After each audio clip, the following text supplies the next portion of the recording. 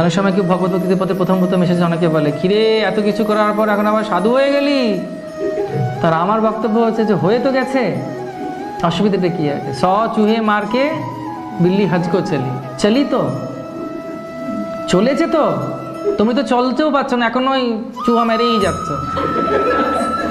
ও তো বন্ধ করেছে, ও ফ্লাইটটা তো নিয়েছে হজের দিকে যাওয়ার জন্যে, তো অসুবিধাটা কি? ভালো তো। সেরকম ভাবে ইয়েন তেন প্রকারেণ কৃষ্ণ স্মরণ, যেভাবে হোক কোনো প্রকারে যদি কেউ ভগবানের ভগবত ভক্তিতে এসে যায়, সে মুক্তি পেয়ে যায়।